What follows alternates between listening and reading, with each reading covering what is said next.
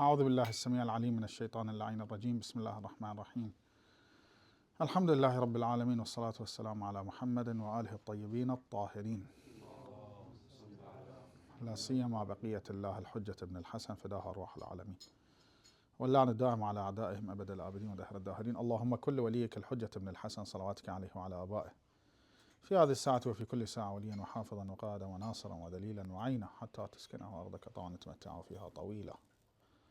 اللهم أخرجنا من ظلمات الوهم وأكرمنا بنور الفهم. اللهم افتح علينا أبواب رحمتك وأنزل علينا خزائن علومك برحمتك يا أرحم الراحمين. So we're going to step into trading. This field, important, sensitive, and too many arguments. But before that, let me tell you and continue what I started in our last session in jurisprudence. I said Ahlul Bayt alayhim salam don't want us to only think about what is halal and what is haram. Rather, they want to behave us, to discipline us. And thus, the fiqh and jurisprudence that Ashab Ahlul Bayt knew is different to the fiqh and jurisprudence that we have in Masail Islamiyya, at least in few angles. One of the angles is that narrations themselves not only tell you about what is haram and what is halal and what is wajib, what is obligatory and what is forbidden, but also gives you in-depth information. So why usury is haram? Why fornication is haram? Why? And what is the level of hurmah? For instance, we say drinking alcohol is haram. But narrations don't say that. Just as simple, haram. When you go to Masail Islam, he said haram shadidul hurmah.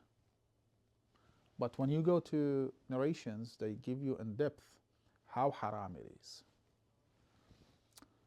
And the second point is, in Masail Islam, usually you can see what is wajib, obligatory, what is forbidden, what is recommended, what is better to avoid, makruh, and what is neutral, it's mubah.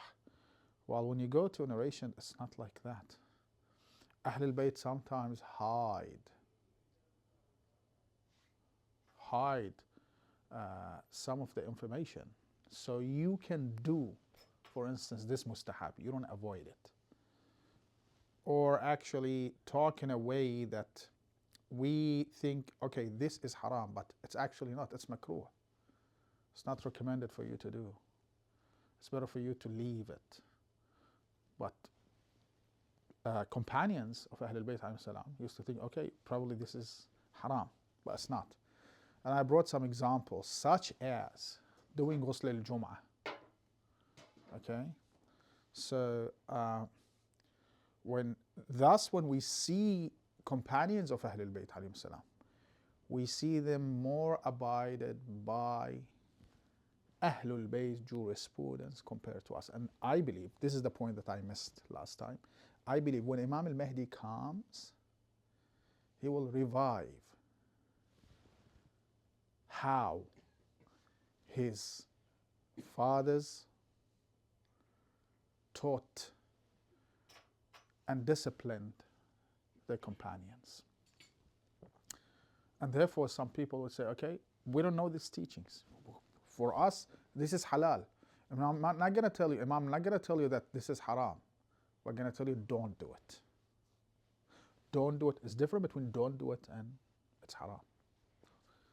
So one of the fields that Imam Mahdi alayhi salam, I believe, this is my understanding, that he will change, is that he won't only teach us what is haram and what is halal, what is forbidden, what is obligatory. Rather, he will discipline us. And that's important. And of course, I can talk 10 sessions about this specific point, which is, I think, very important because, and I'm pretty sure if one of my colleagues or one of teachers in Qom or Najaf wants to talk about this specific point, they have to bring multiple examples, and at least they have to talk about that for 10 sessions, long sessions, because it is very important, because it's the way that we have to look at our jurisprudence and our fiqh. And thus I said, I've heard some maraja saying that, do you want arfana nadari, arfana amali? Go and act in accordance to Masail Islamiyya. No. There is a huge difference. I'm not saying this is wrong, but a huge difference between Masail Amaliyya, books that tells you what is haram, laws book, and how Ahlul Bayt want us to act. أقول إخوة إذا تقعدون من ذاك الطرف حتى أنا أقدر أشوفكم شوية، يعني I feel myself like a pigeon. لا هناك تجي رحم الله عليك. Yeah, because the angle is not. You can sit here if you don't mind as well. So trading. Bismillah ar-Rahman ar-Rahim.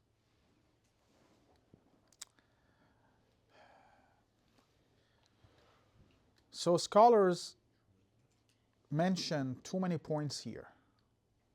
What you can trade with and how you can make money, and what is halal and what is haram, what is invalid and what is valid. Sometimes if Ahlul Bayt say don't do that, it doesn't mean that it is invalid. Rather, even if you do it, it's going to be, the trade is valid, but you might be committing a sin, such as al-bay'u waqtun nida.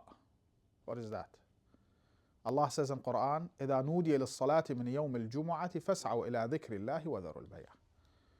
When you hear people calling you to pray Salat al-Jum'ah, do not trade. Do not sell and buy. Thus, especially old scholars used to say that it is invalid for you to trade on that time. But nowadays scholars say, no.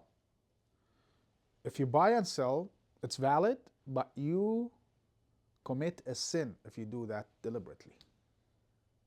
I can remember once I was in Hurstville in Sydney. One of my cousins called me, it was Jum'ah. Can you buy some onion? I told him, unfortunately not. He said, why? I told him, because it's just the adhan for Waqt al-Jum'ah. He said, it's an onion. I told him, listen, it's hukm Allah. Don't tell me it's onion or potato. It's hukm Allah. So it's haram. So some scholars say, no, trading is valid, but it's haram. So sometimes they differentiate between validity and sin. So although it's sin, but it's halal. It's valid. Some scholars say the same thing about getting for a daughter to get married without the consent of her father. They say it's haram, but it's valid. But to be honest, they are rare. But some say that because according to our usul, I don't know. I can't remember. Maybe. Usually no. Muhaqqaq al-Hali was very strict. Usually, even if he says something like that, he says fihi taraddud. Usually. So what I'm trying to say, so sometimes they differ, but sometimes they say no, it's haram and invalid. So selling wine, selling pork, it's haram and it's invalid. ثمن الخمر سحت. ثمن الخنزير سحت. Although I saw Ayatollah Said Sabzawari says that I couldn't find any reliable evidence in our books talking about pork and pigs. And whatever we have, it's from Sunni books. That's why Ayatollah Sayyid Abdul Ali Sabzawari, in his book Muhaddab al-Ahkam, was in doubt about this hukum. But the vast majority of scholars say no, it's haram and it's batil, it's invalid. The same thing applies on dead animals, al-mita, blood, al-mutanajjis, anything that is what? Najis, not najis, al-mutanajjis. Yeah, najis is different to mutanajjis. So contaminated water with blood, with najasa, with any types of najasa and unclean subject, they say you're not allowed. However, there are some exemptions. So again, just put that in your mind. I don't need to remind you every day that we are not teaching masail. We are talking fiqh. So I want you to understand fiqh, not to go and act. Thus, I'm going to debate sometimes and argue sometimes some of our scholars' opinions. So when they come to pork and they come to wine, they say, okay, you're not allowed to sell them, to buy them. Why? Let's talk about wine. Okay, wine is obvious, no doubt in that. They say, because we have too many narrations, it's suht. And then they say, okay, if we buy wine to make it vinegar, are we allowed or not? So manfa'atun muhallala. So I'm not buying wine to drink, to serve, to use it as a remedy and etc. Rather, I'm buying wine to make it vinegar. Are we allowed or not? Assalamu alaikum wa rahmatullah. Assalamu alaikum wa rahmatullah. Ahlan wa marhaban. Hayyakum Allah. Hayyakum Allah. We just started. So, are we allowed or not? Some scholars say, such as Sayyid Abdul Ali Sabzawari, I'm pretty sure that, because Sayyid Abdul Ali Sabzawari goes with the flow. So too many scholars say yes, you are allowed. And the argument they bring is that, let's assume, okay, so why it's haram? Because it doesn't have any worth in the eyes of Shara al-Muqaddas, in the eyes of Islam. So why selling wine, buying wine is haram? Because it doesn't have any maliyah, any worth. So for instance, somebody owns a bottle of wine and somebody else by mistake break the bottle. He doesn't have to pay anything because it doesn't have any maliyah. It doesn't have any worth. It's not worthy. It's not worthy. Not because it can't be used. It's not worthy. And then, for instance, Sayyid Abdul Ala says, Ayatollah Sayyid Abdul Ala Sabzawari says, okay, let's say that somebody wants to buy it to make what? To make it vinegar. He says, then it's halal. Then it can be considered as halal. Because you're doing that for a permissible benefit. The same thing applies on what?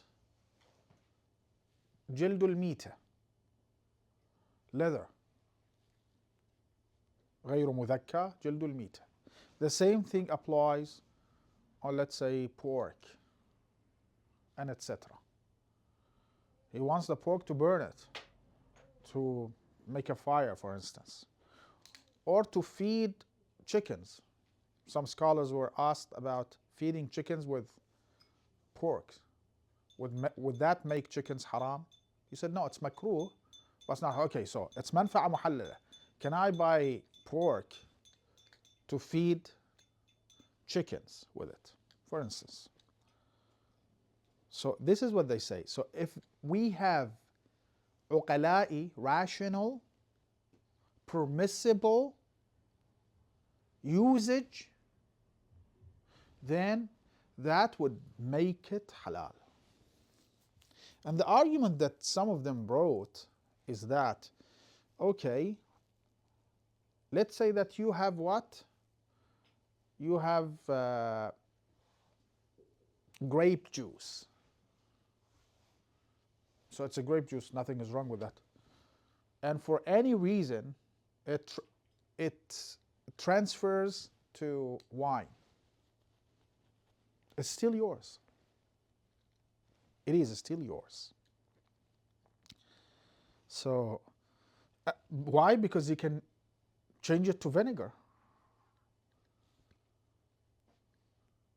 You can treat it and change it to the vinegar. So it is still yours.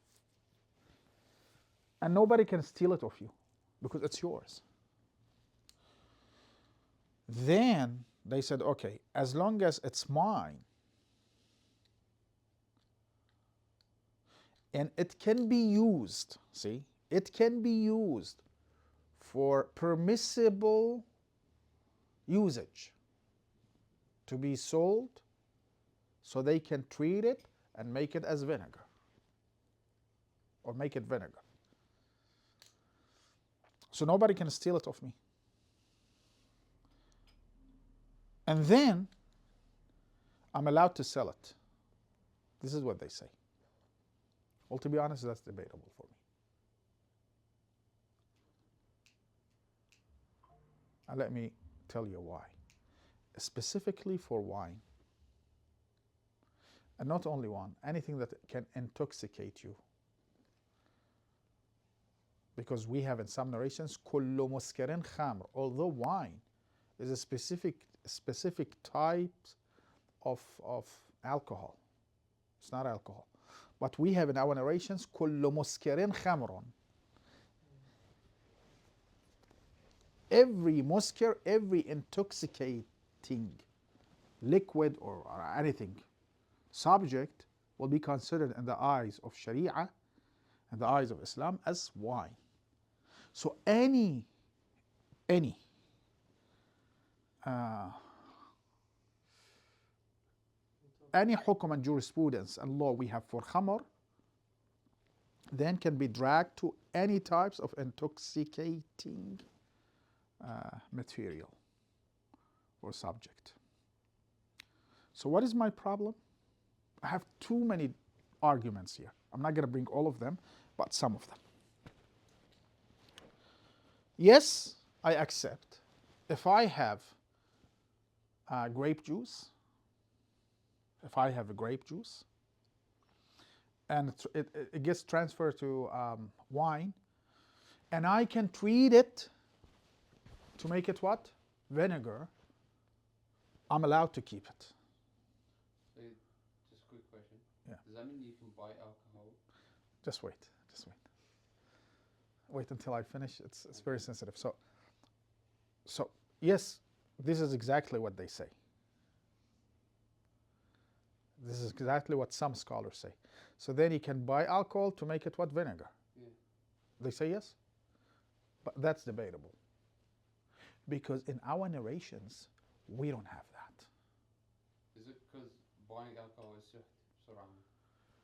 Exactly. Yeah. So yes, if I have alcohol, I can what? Change it to vinegar. So because I had, let's say, I had grape juice or anything. Vodka is made from potato, correct? Something like that, I've heard. Rice, maybe. Whatever. So if I have, I wanted to do something with it and transfer to, by mistake or deliberately to whatever, to khamr, to wine. Am I allowed to sell? Do we have any narrations on that? No. If I own it, that's okay. I can treat it and change it. But can I go and buy and change it? That's debatable. Maybe nowadays scholars say yes, you can. But that's a problem. That's a problem. I mean, even Sayyid Sabzawari himself, sometimes he tries to say, ala karahatin, it's better to avoid such things, but according to our evidence, it can be halal. It can be halal to buy and sell such things. So but for me, if I cannot find any obvious narration on that, because it says hurma, then everyone will make wine and say, okay, I'm gonna make wine and sell it so people can what? Make it to vinegar. This is not acceptable. I don't think this is acceptable. And then they brought another argument. So let's say I find a dog or a pig in the street. I can own it. I don't own it because it doesn't worth anything, but I have haqqul intifa', the right of usage. That's called haqqul intifa', the right to use it. Okay, the right to use it. Then I can take it and sell it. I found this, let's say, alcohol or wine. Haqqul intifa'. Can I sell you this haqq? I don't own it, but I have haqqul intifa'. Can I sell you this haqq, this right? They say yes. Again, that's debatable. For me, it's debatable. Yes, what we have in our narrations, selling leather or selling mutanajjis, for instance, olive oil. Suddenly I find a mouse dead in it. Of course, I cannot eat it, but I can use it what? All day they used to use oils to light. So we have that in our narrations. They say that yes, if you want to sell it, that's okay, but sell it, either you use it to light your whatever lights, or if you want to sell it, tell them that this is najis and they are not allowed to eat it and they can use it to light. So this is called manfa'a muhallala. Permissible what? Usage. And so from these narrations, scholars, the vast majority, I can say, too many scholars, understood that if we can find a permissible usage, then we can say it's halal for that permissible usage. Well, I have debated that. I debate that as well. Because I cannot do qiyas. What is qiyas? Comparison. قياس is سحب الحكم من موضوع إلى موضوع, dragging law from a subject, صحيح لو لا, to another subject. So for instance, if we have that generally about all types of leather that can contain pig, but if we have that about sheep, can we drag that to pig as well? That's my point. So if we have something like that about leather, can we drag that to wine? Probably that's hard, because we have to say that there is a possibility that something is very special about wine, that Allah subhanahu wa ta'ala cursed 10 types of people who deal with wine. غارسها, حاملها, شاربها, معطيها. 10 types. So it's something very special about wine. So how can I say, okay, I'm going to sell it so he can make it vinegar? I can make it, but am I allowed to sell it so he can make it? That's debatable. If I can find a narration, I might personally say that's hard. So it's not only, I cannot just extract a general law and call that, which has been done by our scholars, some scholars, al-manfa'a al-muhallala, permissible usage, and then according to that, I say, because this has manfa'a muhallala, well, Allah subhanahu wa ta'ala says in Quran, منافع للناس وإثمهما أكثر من نفعهما.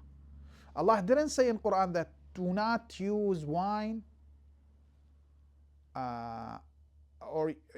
not use wine unless if you find a permissible usage. Allah wants the wine to be dismissed. Allah wants the wine to be dismissed, perished. You got my point? So probably I won't go the road that some scholars went to. Probably I won't go that. So yes, changing that, if I own it, it became what? Khamr? Yes. But buying that, haqqul intifa', the right of using that, buying that of you. What do you mean haqqul intifa'? Yes, I know it's not buying the subject, it's buying your right. Inheriting your right. Inheriting, it's something else. But buying and selling, because we have a clear thamanul khamri suhtun. It didn't say if you use khamr for this or that. It's general. When it's general, I'm going to generalize the hukum.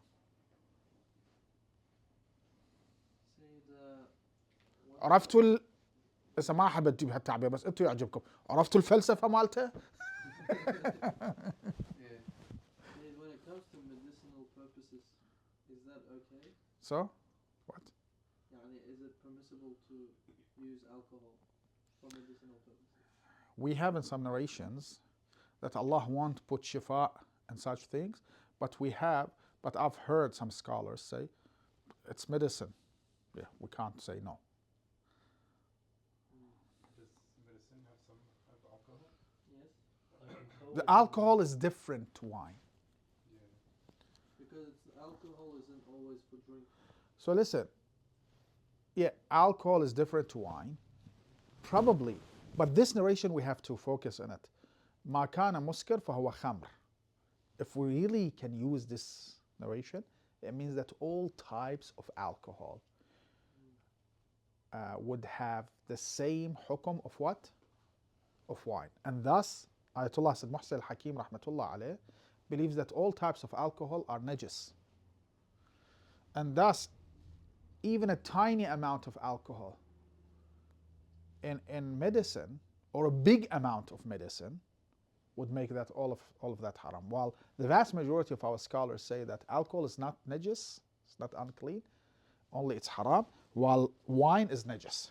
And some of our scholars say even wine is not najis, because we have some narrations, but they are not that much, that many. Wouldn't that go through the process of istihada?